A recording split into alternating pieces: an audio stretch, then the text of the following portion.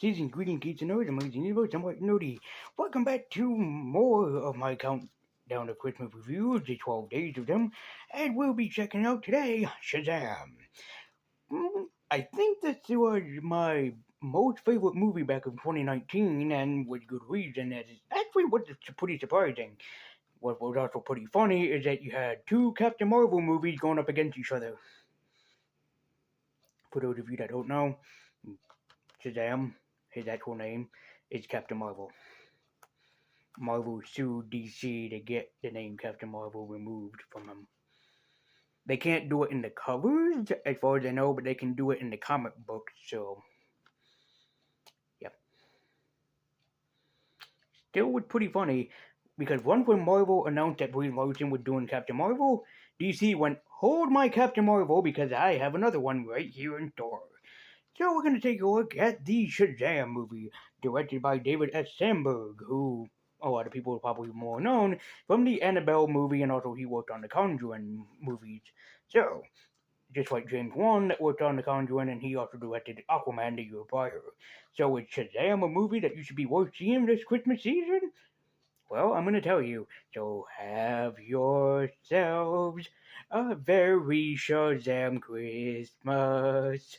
Oh crap, I said Shazam. If there's a lightning bolt that kills me, it may be my last video, and please remember me. So let's dive to the DC Universe and check out Shazam. In Shazam, we are met with Billy Bastion, a young boy who is also an orphan who just so happens to be living the best life that he can inside of Pennsylvania, but of course he's not happy with his life. As Billy trying to search for his long-lost mother, as she abandoned him when he was a boy, and he's trying to remember where she is, well, trying to find her more or less, so that way there that the two of them can live together. Which of course both disappoints and worries his poor caseworker, who then finds him a nice family where he can live, an adopted home family where she believes that he will be happy. Which I have to say the movie does a very good job of establishing the Marvel family right at the get-go, and that means that basically that they did a good job of finding out who should be part of the Marvel family. It's not long before Billy is brought before the Council of Wizards to the mighty wizard himself, where he ends up getting his powers because the wizard sees something inside of Billy that he does not yet. As the wizard chooses Billy to be his champion. Again, for reasons that the wizard sees, but that Billy does not yet, but he chooses Billy to be the mightiest champion. Shazam? Wait. Shazam? Yes! Carry my name, and with it... And with one word phrase, Billy is suddenly transformed into the world's mightiest champion. He got transformed into the mighty and mightiness of Captain Marvel. But of course, when Billy first discovered that he had powers, he would do what any 14-year-old kid would do. He would basically abuse his powers and basically use whatever that he can to his advantage. And he eventually would forget about the people that's most important to him, his own family, the family that he's come to know and love, because he decides, hey, I have powers now, so fuck everybody else. But long before Billy was chosen, in fact, his longtime nemesis actually was chosen, one that only known as Dr. Thaddeus Bodog Savannah. As I believe Mark Strong was perfect casting for Dr. Savannah. Oh my god, did this man capture Dr. Savannah with such charm and grace.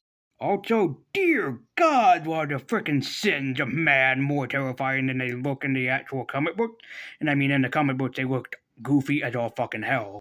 And eventually, Billy soon catches himself in the midst of trouble, and quite so, as he suddenly realizes, oh crap, I'm not prepared for any of this.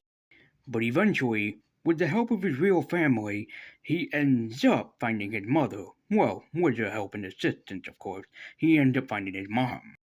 As his mom tells him that, yeah, she didn't want to have a son.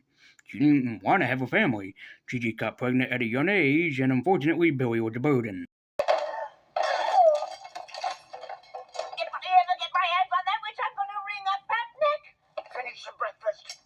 Which is right in there with the calling that Billy needed to realize that his true family was waiting for him, and they were captured by Dr. Savannah, and he had to race straight to the rescue. And despite this being a comedic movie and a comedy superhero movie, yes, they handled the transition of Captain Marvel or Shazam perfectly.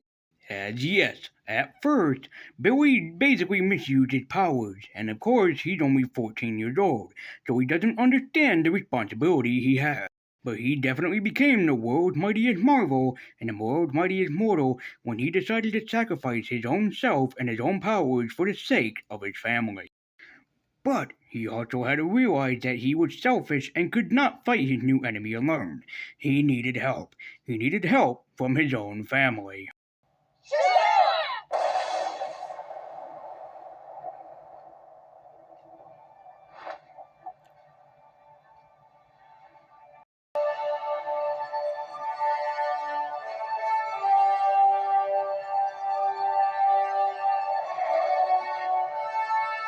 As finally the Marvel family is born, they come together in order to kick evil's butt.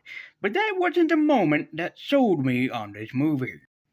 No, that's when Billy crashed into a safe spot or somewhere where they play games and realizes a girl in danger and hands her a tiger, bringing him a flashback. I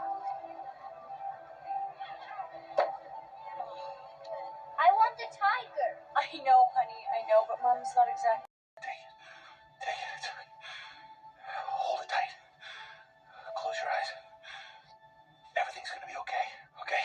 And that was the moment when I realized that Billy learned his lesson, and that's when this movie became my favorite, when he decided to give up the family he once had for the family he had now. And Billy had finally learned what true power and great responsibility meant the moment where he had to choose his own family and his own prayer city to protect it. And Billy was now happy and content with the family that he now had, moving past the horrible past that he had behind him and looking toward a brighter future. Especially a future that will be much brighter with the Marvel family by his side, aiding him and protecting him, especially in going against battle with any and all who goes against him. And that is the greatest thing that you can learn for this holiday season. Not the spirit of giving, not the spirit of kindness, the spirit of family, the spirit of love. Because there is nothing far more powerful or greater in the world this holiday season than that of your own family and love. And also, remember to watch really awesome superhero movies. Where are you going?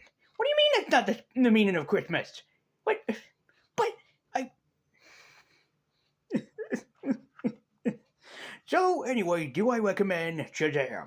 Absolutely. This movie is fantastic, and yes, it's full of Christmas moments, especially some music, which I can't play because YouTube is not fair with copyright strikes and whatnot.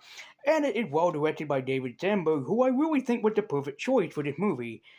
Unfortunately, if you've seen my reviews last year, you would know that they could have done better with the sequel.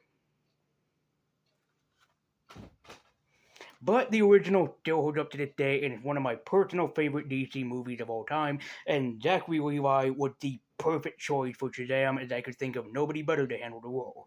And Shazam is one of my personal favorite movies, so of course I'm going to give it a great Funko Pop rating, as I'm going to give it the Funko Pop rating of a Superman, as I always look high and mighty with a smile upon my face every time I watch Shazam. So give in to the holiday spirit, give in to the Superman spirit, and check out Shazam because it is amazing.